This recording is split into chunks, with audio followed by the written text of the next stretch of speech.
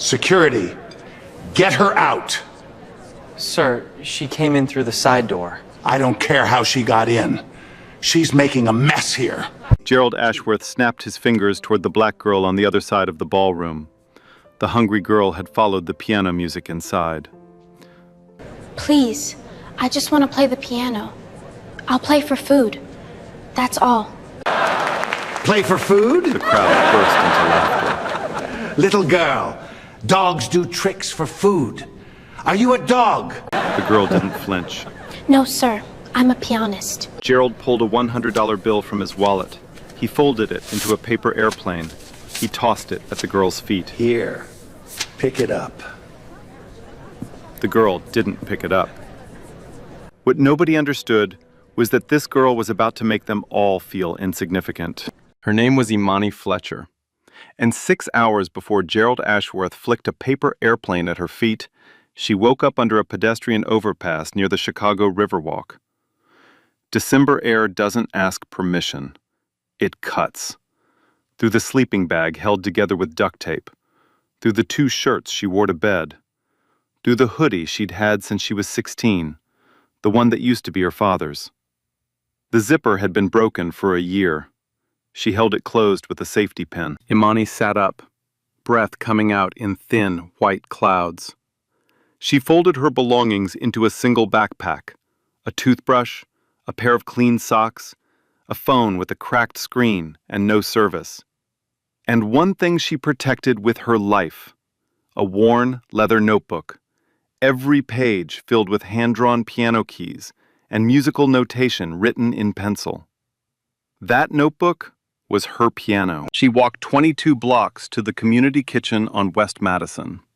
Same walk every morning, same route, past the same liquor store, the same boarded-up laundromat, the same intersection where a man once offered her $40 for something she would never sell. She kept her eyes forward. She always kept her eyes forward. The kitchen was warm. It smelled like instant oatmeal and industrial soap. She sat where she always sat, near the back, where she could see the door. She ate quietly. A metal tray, a plastic spoon, powdered eggs that tasted like nothing. Around her, the usual sounds, spoons scraping metal trays, a television no one watched, a child crying somewhere near the entrance. After eating, she washed her face in the restroom, braided her hair tight, and walked to the bench outside. She opened the notebook on her knees, spread her fingers across the drawn keys, closed her eyes, and played. No sound, just her fingers pressing paper, her lips counting time in silence, her body swaying to music only she could hear. People walked by. Most didn't look. One woman dropped a quarter near her foot. Imani didn't notice. She was somewhere else entirely, somewhere with a real piano, a warm room, and a man sitting beside her on the bench. Behind the serving counter inside, a white-haired woman in an apron, one of the volunteers, watched Imani through the window.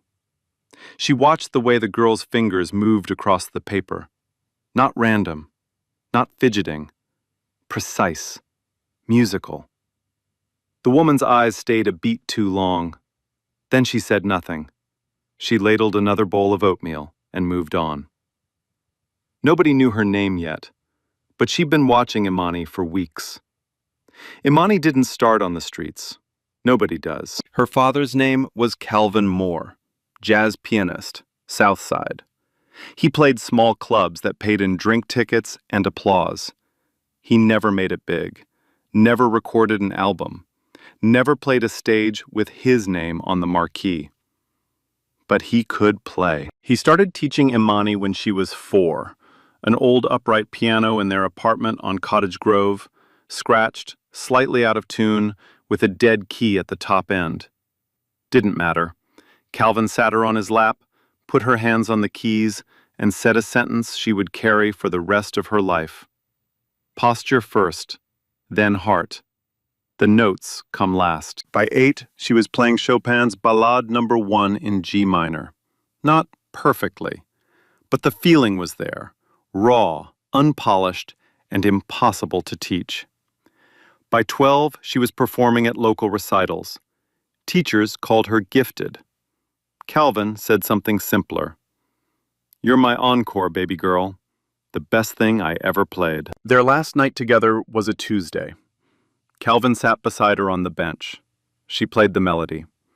His left hand played the bass line underneath, low, steady, like a heartbeat. He didn't correct her once, didn't say a word, just played alongside her, his shoulder touching hers. That was their last Tuesday. Thursday, he didn't come home. A car accident on the Dan Ryan Expressway, dead on impact. Imani was 14. What followed was the kind of collapse that doesn't happen all at once. It happens in layers. First, the grief. Then, the rent. Imani's mother, Rhonda, had been fighting lupus for years. Without Calvin's income, she couldn't keep the apartment. They lost the apartment in March. The piano, the old upright on Cottage Grove, went with it. Rhonda entered an assisted living facility on the south side. Imani moved in with an aunt, then a cousin, then a group home. Then, by 17, the street. 5 years without a real piano. She played when she could, public uprights in train stations, a beaten-up spinet in a park pavilion that was sometimes unlocked. But her technical skill, the precision, the speed, the muscle memory, had started to erode. Rust on a blade that used to be sharp. Her ear, though. Her ear never rusted. She heard music in everything. In the rhythm of traffic on Michigan Avenue. In rain hitting the metal roof of a bus shelter. In the cadence of 2 men arguing 3/10 away. Everything had a tempo. Everything had a key. And every Tuesday afternoon, she walked to a small church on Dearborn Street. They had a Yamaha upright in the lobby. The pastor let her play for 1 hour. She never missed a Tuesday. She chose Tuesdays for a reason. Now here's where I need to tell you something about what's coming. Because the life I just described, the overpass, the notebook, the drawn piano keys, that life was about to collide with a world that had no idea she existed. And the collision was going to be loud. But before that, you need to understand what Imani stood to lose. The community kitchen was closing for renovations. 2 weeks. Her most stable source of food, gone. She'd heard about a women's shelter on the north side, but the wait list was long, and the commute would take her away from the only 2 things that kept her alive, the notebook and the Yamaha on Dearborn Street. If she lost access to those, if she had to leave the area, she wouldn't just lose a meal schedule. She'd lose her father. Because that's what the music was. Not a hobby, not a dream. A thread. The only thread still connecting her to the person she was before everything shattered. And threads, once broken, don't always tie back together. What Imani didn't know yet was that tonight, she'd walk into a room full of people who had everything she didn't. Money, power, the right clothes. And before the night was over, she'd make every single one of them feel like they were the ones missing something. Stay with me. Gerald Ashworth didn't walk into rooms. He occupied them. The Drake Hotel Ballroom had been transformed for the Ashworth Foundation's annual Winter Gala, a charity fundraiser for what Gerald liked to call urban renewal. What that actually meant was buying up low-income housing on the South Side and converting it into luxury condominiums. But tonight, under the crystal chandeliers, it was all tax-deductible generosity and champagne that cost more per glass than Imani spent on food in a month. Gerald arrived flanked by 2 associates in matching dark suits. His son Trent trailed a step behind. Gerald adjusted his cufflinks, platinum, monogrammed, and surveyed the room the way a landlord surveys a property he's about to flip. "The flowers look like a funeral," he said to Nora Sullivan, the event coordinator, without looking at her. "Move them." Nora nodded, jaw tight. She'd worked Gerald's events for 3 years. She knew the rules. Don't argue, don't suggest, Just do. A waiter passed with a tray of champagne. Gerald snapped his fingers, didn't say please, didn't say thank you, and took 2 glasses, one for each hand. He handed neither to his son. Half the people in this room got here by inheriting something, Gerald said to Trent, loud enough for the nearest table to hear. The other half married into it. I built mine. That's the difference. Trent said nothing. He'd heard this speech before, at dinners, at board meetings, at breakfast. At the front of the ballroom, on a raised platform, sat a Steinway Model D concert grand. Black lacquer, 9 feet long. The most expensive production piano in the world. A small brass plate was mounted on its side, the name of the donor engraved in elegant script. Gerald Ashworth. He'd gifted this piano to the Drake 10 years ago, when the foundation was first established. Every time he passed it, he touched the brass plate with 2 fingers. A small gesture, almost absent-minded. But it wasn't. It was ownership. The piano was his. The room was his. The evening was his. A professional pianist had been booked for the dinner performance. Gerald had personally selected the program, all Rachmaninoff. Nothing modern, nothing trendy, classics only. Now there's something you should know about Gerald Ashworth. He didn't think of himself as a racist. He never used slurs in board meetings. He never posted anything controversial online. He donated to the right charities. He attended the right galas. He said the right things in the right rooms. But Nora remembered the time a young black woman, a scholarship recipient, had stood up at a previous gala to give a thank you speech. Gerald had leaned over to his associate and said, loud enough for Nora to catch, "Maybe she should thank the people who actually write the checks instead of giving us a lecture." And Trent remembered the time his father rejected a qualified black architect for a development project. The reason, delivered casually over steak? The client base wouldn't feel comfortable. Gerald didn't exclude people because he hated them.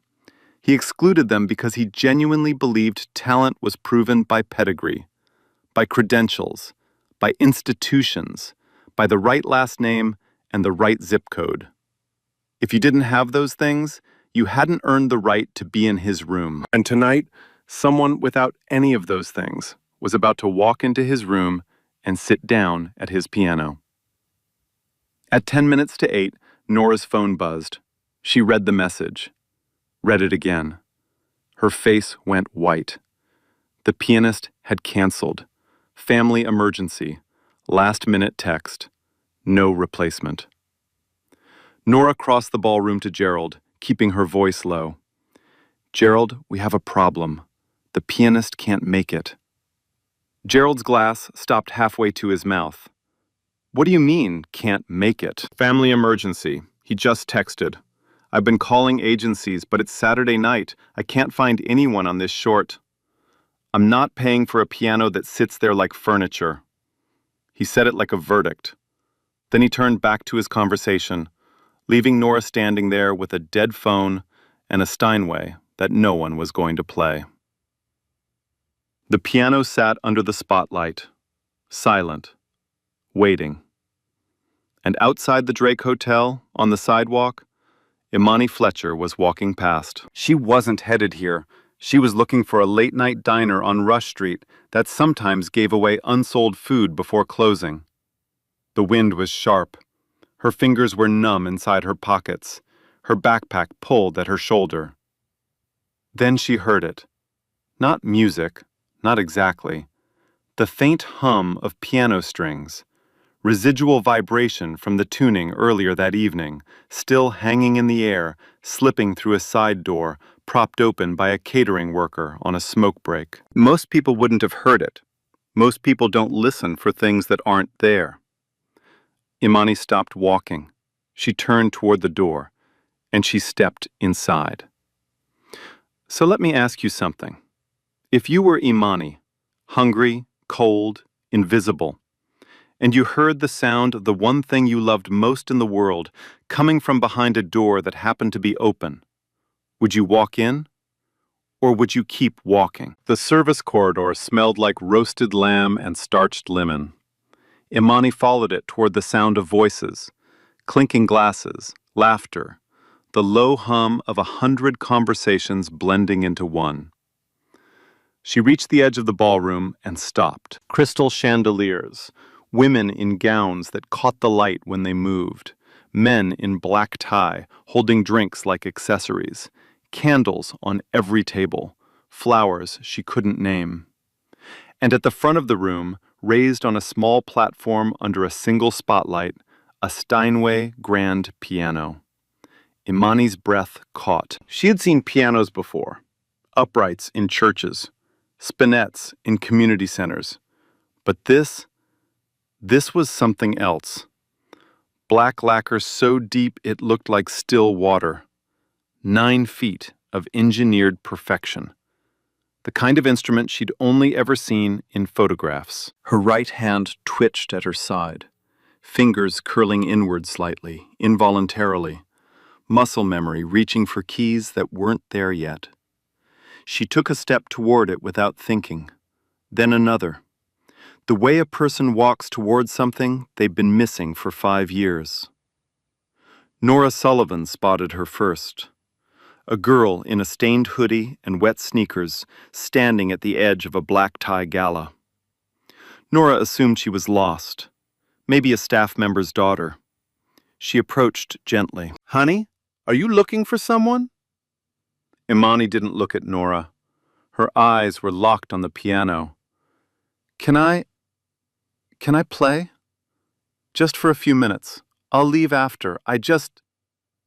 I haven't played a real piano in so long." Before Nora could answer, Gerald Ashworth was already crossing the room. He'd seen the disruption from across the ballroom, a stained hoodie and a sea of black tie. He moved toward it the way you'd move toward a stain on a white tablecloth, with irritation, not urgency. He stepped between Imani and the piano, physically blocked her. Then he placed his hand flat on the Steinway's lid, palm down, fingers spread. The gesture of a man touching something that belonged to him. "This is a private event. How did you even get in here?" "The door was open. I just wanted to play. I can play for food if you want. I don't need money." Gerald turned to the crowd. A small audience had gathered now. Guests pausing mid-conversation, champagne glasses suspended. "Play for food. That's adorable." He smiled at the nearest table. "Apparently we have a volunteer." A few guests laughed. Uncomfortable, uncertain, but they laughed. Gerald stepped closer to Imani, close enough that she could smell his cologne. He lowered his voice, but not enough. The tables nearby heard every word. "You don't belong here. Not at this piano. Not in this room. Not in this building." He reached into his jacket, pulled out a $100 bill, folded it slowly, deliberately, into a paper airplane, the same one from the beginning of this story. He held it up so the nearest guest could see. Then he flicked it at her feet. "There. Go buy yourself something. Somewhere else." The bill landed on the marble floor and spun once before stopping near her left sneaker. Silence. Not the comfortable kind, the kind that presses against your chest. A few guests looked down at their plates. Trent Ashworth stared at the far wall. Nora's hand went to her mouth. Nobody said a word. The silence stretched. 5 seconds. 10. Gerald stood with his arms folded, waiting for her to leave. She didn't leave. Nora Sullivan, voice barely steady, stepped forward. "Gerald, the pianist canceled. We don't have anyone for tonight. Maybe we could just let her try?" Gerald's jaw tightened. He looked at Nora, looked at the empty platform, looked at the guests who were now watching him instead of looking away. He was trapped, but not by Nora's suggestion, by his own audience. Walking away now would mean admitting the evening had a hole he couldn't fill. and Gerald Ashworth did not have holes in his evenings. So he did something worse than refusing. He agreed. Fine. He turned to Imani with a smile that had nothing warm in it. Let's hear what playing for food sounds like. He gestured toward the Steinway with a mocking half-bow. Go ahead, sweetheart. Show us what the streets taught you. Scattered applause, thin, uncertain, the sound of people clapping because they didn't know what else to do. Imani stood motionless, the paper airplane at her feet, the Steinway behind Gerald. 200 faces watching. And now the question that everyone in that room was thinking, whether they admitted it or not. Does she dare sit down? And if she does, can she actually play? Imani didn't move. The ballroom waited. Gerald's smirk waited. The paper airplane on the marble floor waited. And inside Imani's head, a war was happening that no one in that room could see. 5 years. 5 years since she'd touched a concert-quality instrument. Her fingers were calloused from cold, not from practice. The last time she played a Steinway was never. The last time she played anything with more than 61 working keys was a Tuesday afternoon in a church lobby 3 weeks ago. What if she sat down and fumbled? What if her hands locked up? What if the muscle memory she'd been training on paper, on drawn keys, in silence, on a bench outside a soup kitchen, turned out to be nothing more than pretend? What if Gerald was right? She looked at the piano. She looked at the paper airplane on the floor. She looked at Gerald's face, the patient, amused expression of a man who had already won. Then she looked down at her own hands. They were trembling, slightly. But she noticed something she hadn't thought about in a long time. Her fingers were long, flexible, the same shape as her father's, the same reach, the same angle at the wrist. These hands played Chopin at 8 years old. These hands don't forget. She looked up. The alternative was walking away, back into the cold, back to the overpass. Carrying the memory of a man who folded money into an airplane and threw it at her feet for the rest of her life. That memory would outlast the cold. That memory would outlast everything. Or she could sit down. Imani set her backpack on the floor, unzipped her hoodie.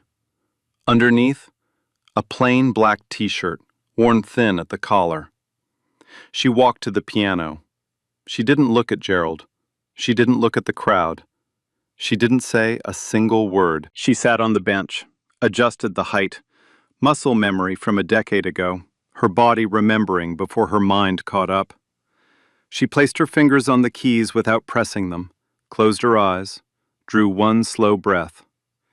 And then her back straightened, slowly, deliberately, as if someone had placed a hand on her shoulder and corrected her posture. Her lips moved, almost invisible. 3 words, no sound. Posture first, Dad. Gerald folded his arms, still smirking. The room was frozen, forks suspended, conversations dead. Nora took a step back. Trent leaned forward. Nobody heard what she whispered. Nobody was meant to. That conversation wasn't for them. And then, silence. The kind that splits time in two, a before and an after. No one in that room knew it yet, but they were standing right on the line. The first note was wrong. Not a clashing, obvious mistake, just hesitant. The opening phrase of Chopin's Ballade No. 1 in G minor is supposed to unfold like a question whispered in an empty cathedral. Imani's version sounded like someone asking that question with a shaking voice. Her fingers were stiff. 5 years of cold, 5 years of paper keys, 5 years of muscle memory slowly dissolving. All of it announced itself in the first 4 bars. A grace note stumbled. A transition landed a fraction too late. The tone was thin where it should have been full. Gerald Ashworth nodded. Small. Satisfied. He glanced at the nearest table, a quick, sideways look that said everything without words. See? What did I tell you? Trent shifted his weight. Nora pressed her fingernails into her palms. The ballroom held its breath, not in anticipation, but in second-hand embarrassment. And then something happened. The Steinway answered. Not metaphorically, physically. The resonance of a concert grand is different from anything Imani had touched in 5 years. The sound didn't just come from the strings. It rose through the keys, traveled up her fingertips, climbed her wrists, and settled deep in her chest. The overtones filled the ballroom ceiling, bounced off marble and crystal, and wrapped around her like a memory she'd forgotten she had. Her shoulders dropped. Her breathing slowed. Her left hand found a bass note, and she felt it. The exact position Calvin used to place his hand. Same reach, same angle, same weight on the key. She was sitting the way her father sat. By the second theme, the stumbling was gone. Not gradually, not slowly. Gone.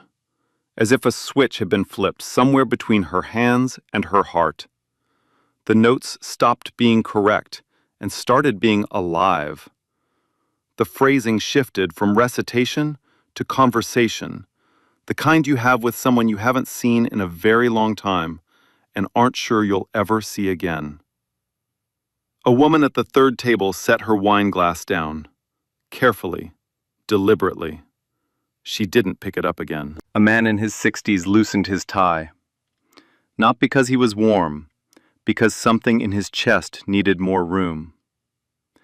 Trent Ashworth leaned forward, elbows on his knees, hands clasped together. A waiter carrying a tray of desserts stopped mid-step in the aisle between tables. The tray tilted slightly in his hand. He didn't notice. He didn't care. He just stood there, listening, like everyone else. An elderly couple near the back reached for each other's hands at the same time. Neither looked at the other. They just held on. And Gerald unfolded his arms. Not a decision, a reflex, his body reacting before his mind could overrule it. The smirk was still there, but the edges had gone soft. It was no longer the smile of a man who was right.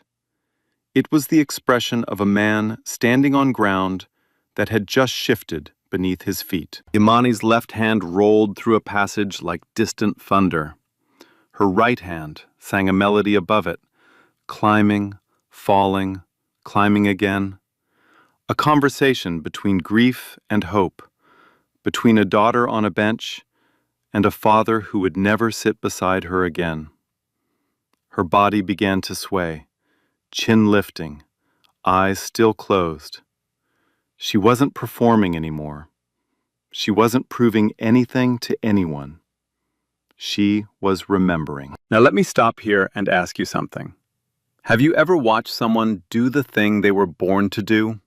Not the thing they studied for, not the thing they practiced in a classroom, the thing that lives in their bones, that would come out even if you locked every door and took away every instrument and told them they weren't good enough. That's what the people in this room were watching.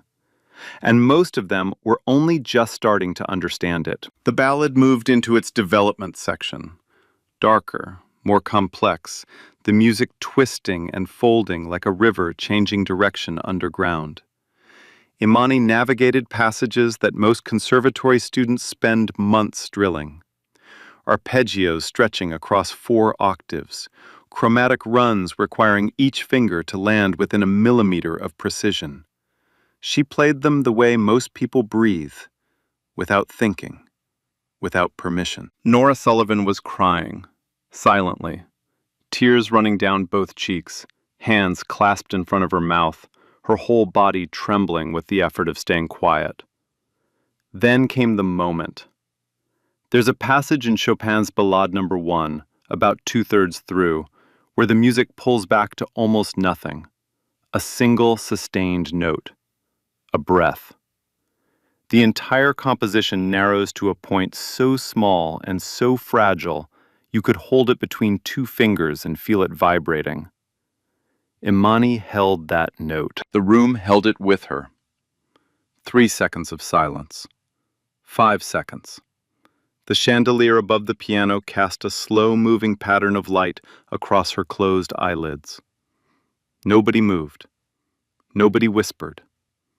Nobody breathed. 200 people in a ballroom, and it was the quietest place in Chicago. In that silence, Gerald Ashworth swallowed. His throat moved, a small, involuntary contraction that he couldn't control and couldn't hide. The kind of thing you'd only notice if you were looking directly at him. Trent was looking directly at him. Someone at the very back whispered, barely audible, more to themselves than anyone else, "Oh my God." No voiceover here. No commentary. No narration. Just the silence and the last dying hum of a single note hanging in a ballroom full of people who had forgotten how to exhale. Then, the storm. Imani launched into the ballad's coda, the final section, where Chopin stops whispering and starts screaming. Cascading runs tumbling down the keyboard like water breaking through a dam. Octave passages demanding both power and precision. Fortissimo chords hitting the air like fists on a locked door.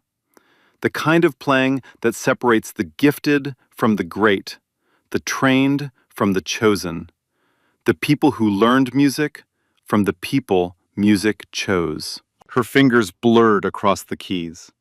The Steinway roared. Not the polished roar of a conservatory recital, the raw, unchained, furious roar of 5 years of sleeping under overpasses and drawing keyboards on notebook paper and losing a father on a Thursday afternoon and being compared to a dog by a man in a suit who had never once in his life been hungry. Every note carried the weight of something she'd never been allowed to say out loud. Every chord was a sentence she'd been holding behind her teeth for half a decade, and now the dam was broken and every single one was pouring out at once. A child sitting with her parents stopped fidgeting. Her mouth fell open. She stared at Imani's hands as if watching something impossible happen right in front of her, something no one had warned her the world was capable of. An old man near the center, silver hair, military medals on his lapel, pushed back his chair and stood. He didn't clap. He didn't speak. He just stood. The way you stand when something demands it. The way you stand at attention for something that outranks every rank you've ever held. Phones came out. Not one, not two, dozens. Blue screens glowing in the darkened ballroom like a constellation forming in real time.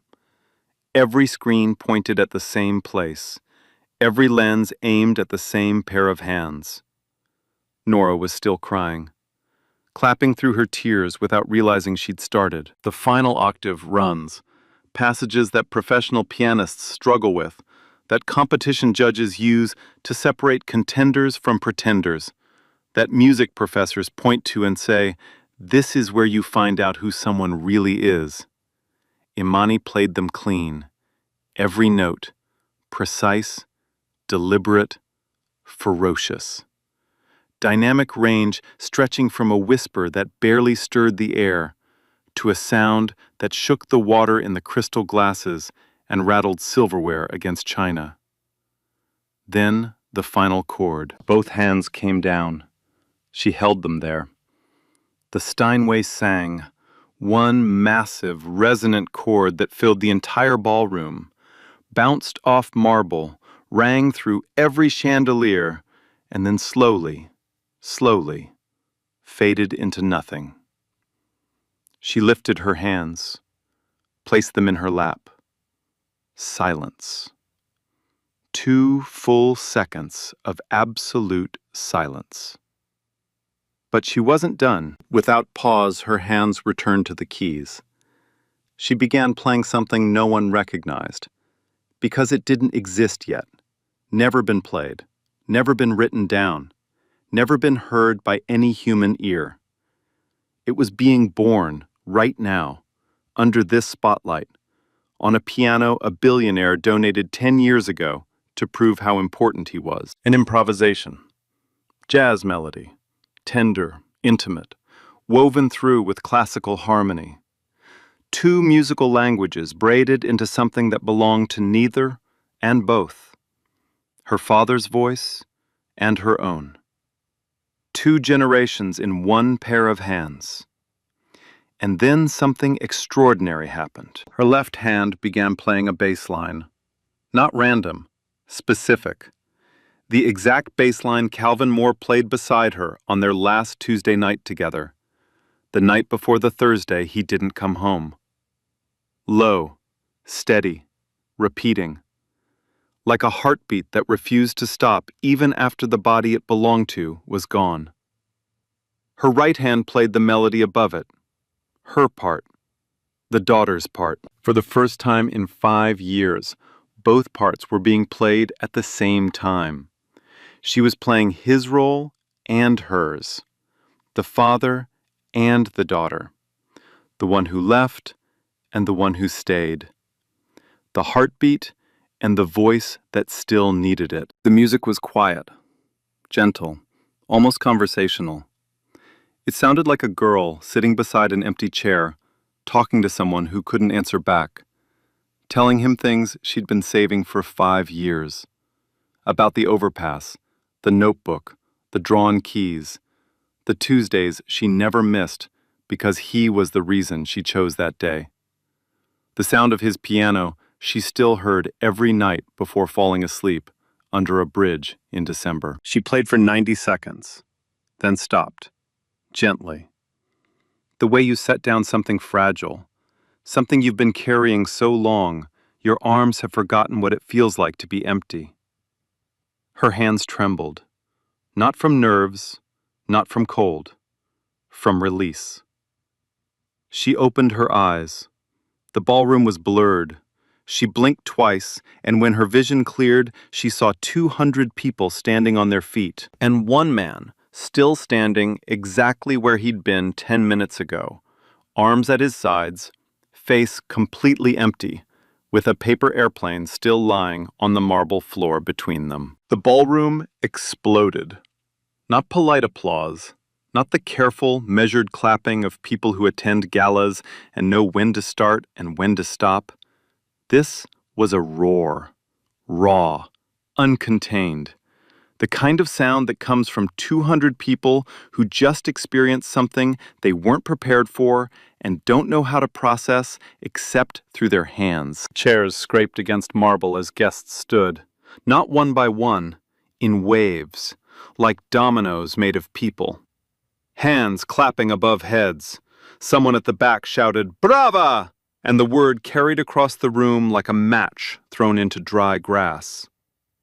The woman who'd set down her wine glass was standing with both hands pressed to her chest, fingers spread, as if trying to hold something inside her ribcage that was trying to get out. The man who'd loosened his tie was applauding, with his arms fully extended above his head, the way you'd applaud at a stadium, not a charity dinner.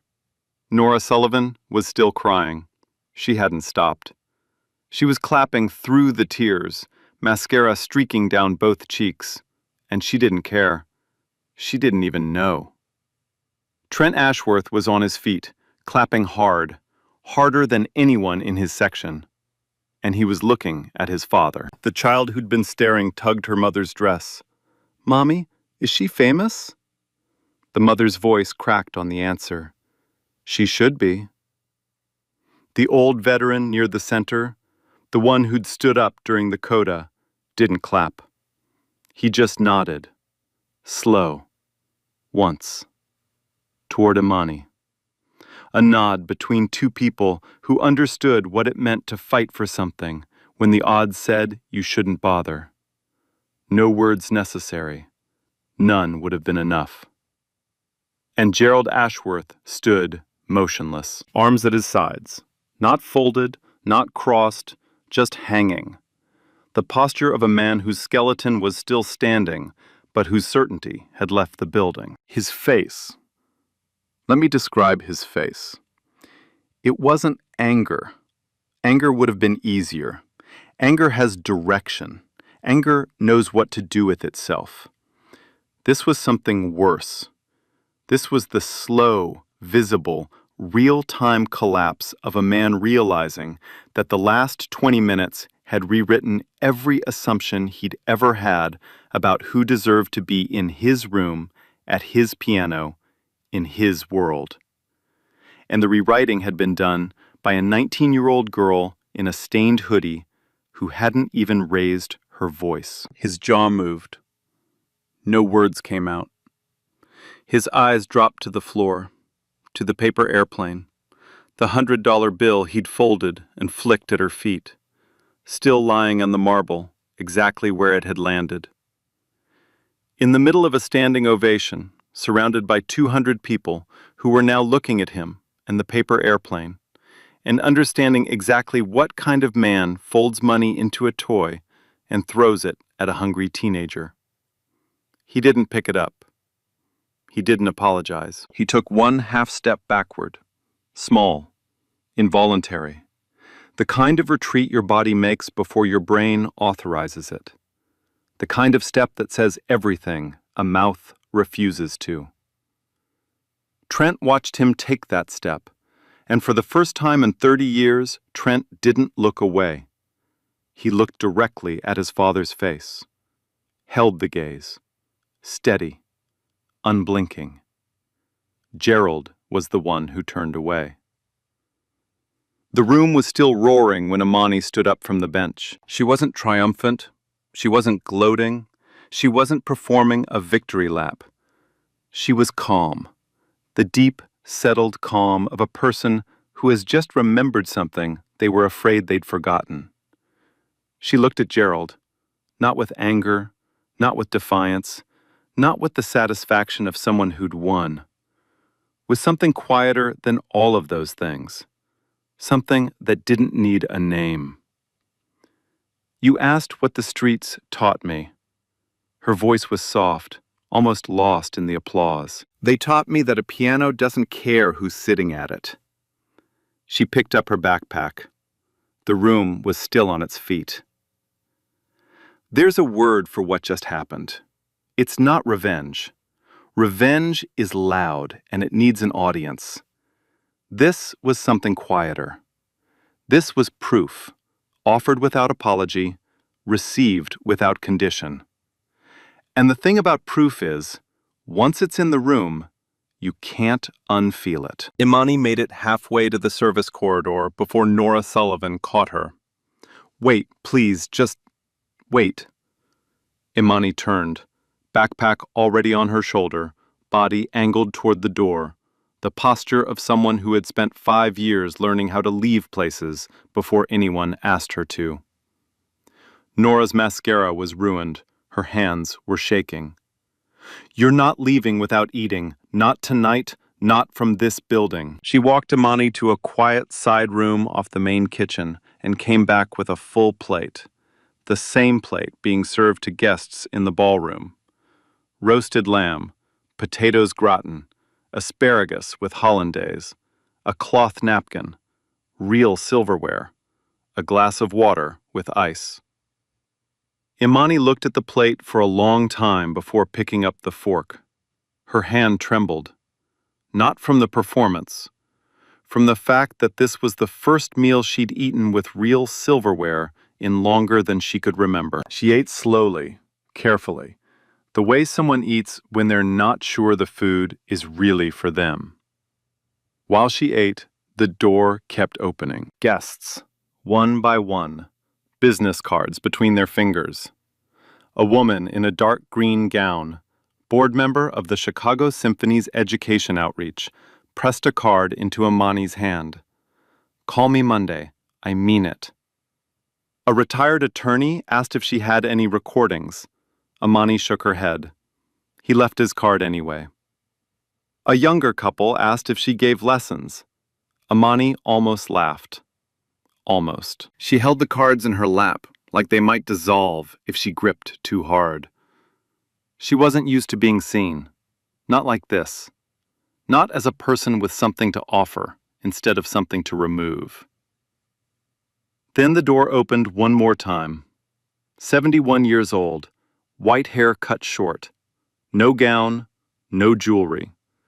Plain cardigan over a blouse. She'd clearly come from somewhere else in a hurry. Nora had called her 20 minutes ago.